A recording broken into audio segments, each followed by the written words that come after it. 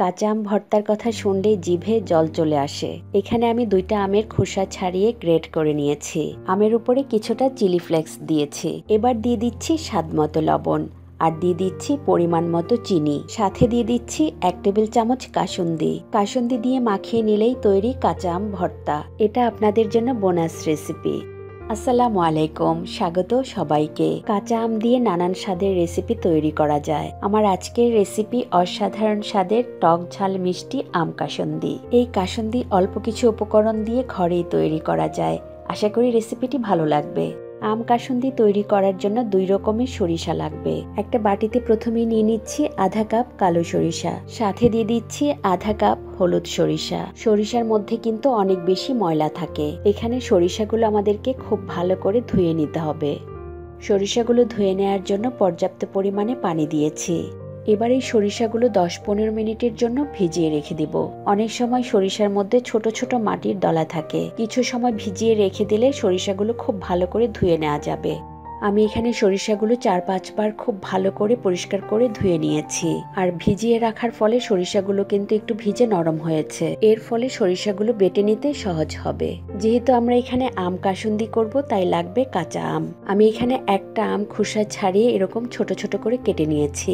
এবার এই সরিষার মধ্যে কিছু উপকরণ মিশিয়ে নিব। প্রথমে দিয়ে দিচ্ছি 1 ইঞ্চি পরিমাণ আদা কুচি, সাথে দিয়ে দিচ্ছি বড় 2টা রসুনের কোয়া। ঝালের জন্য দিয়ে দিচ্ছি 5-6টা কাঁচামরিচ।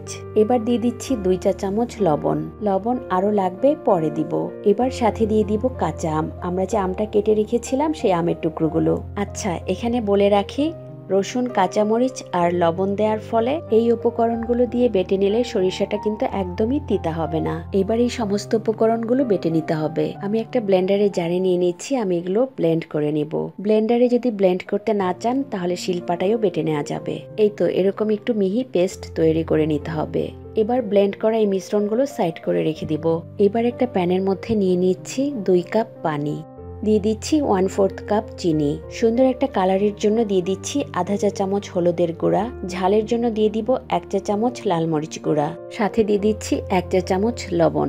যদি আরো লবণ লাগে পরে একটু টেস্ট করে দিব। চিনিটুকু গলে মিশে যাওয়া পর্যন্ত একটু নেড়ে চেড়ে নিব।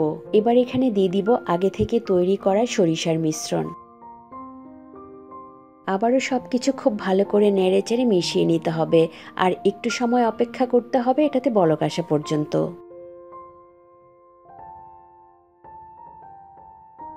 যেহেতু আমরা কাসুন্দিটা অনেক দিন পর্যন্ত সংরক্ষণ করব, তাই এখানে দিয়ে দিতে হবে ভিনেগার বা সাদা সিরকা। আমি এখানে 1/4 কাপ সিরকা দিয়েছি, সাথে আরো 2 টেবিল চামচের মতো দিয়েছি। এবার নেড়েচেড়ে আরো কিছুটা সময় রান্না করে নিতে হবে। সিরকা দেওয়ার পর কাসুন্দিটা আরো প্রায় 6-7 মিনিটের মতো রান্না করে নিয়েছি। এবার কিন্তু কিছুটা ঘন হয়ে গেছে। এবার এখানে দিয়ে দিতে হবে সরিষার তেল। আমি প্রথমেই 1/4 কাপ সরিষার তেল দিয়ে দিচ্ছি, সাথে আরো 2 টেবিল চামচ সরিষার তেল দিচ্ছি। আরেকটা কথা, এখানে কিন্তু সরিষার তেলই দিতে হবে। সরিষার তেলটুকু দেওয়ার পর খুব ভালো করে নেড়েচেড়ে মিশিয়ে নিতে হবে। তেলটুকু দেওয়ার পর খুব বেশি সময় আর রান্না করব না, 3-4 মিনিটের মতো একটু রান্না করে নিলেই হয়ে যাবে। খেয়াল করে দেখেন কাসুন্দিটা কিন্তু অনেকটাই ঘন হয়ে গিয়েছে। এটা ঠান্ডা হলে আরো কিছুটা ঘন হয়ে যাবে, তাই এই পর্যায়ে এসেই নামিয়ে নিতে হবে। এবার চুলা থেকে নামিয়ে পুরোপুরি ঠান্ডা করে নিতে হবে। পুরোপুরি ঠান্ডা হওয়ার পর খেয়াল করে দেখেন কাসুন্দির ঘনত্বটা একদম ঠিক আছে। 1 কাপ সরিষা দিয়ে আমার এখানে অনেকগুলো কাসুন্দি হয়েছে, যেটা সারা বছর রেখে খাওয়া যাবে। এই কাসুন্দি দিয়ে যে কোনো ভর্তা, যেমন আম ভর্তা, পেয়ারা মাখা বা যে কোনো কিছুর সঙ্গেই খাওয়া যাবে। আবার এই কাসুন্দিটা যে কোনো রান্নায় সরিষা বাটার প্রয়োজন হলে দেয়া যাবে। আবার সরিষা ইলিশও তৈরি করা যাবে।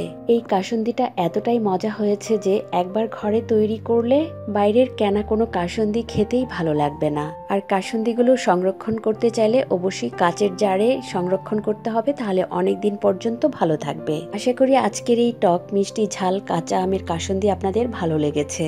আবারও কথা হবে নতুন কোনো রেসিপি নিয়ে। সেই পর্যন্ত সবাই খুব ভালো থাকবেন, সুস্থ থাকবেন। আল্লাহ হাফেজ।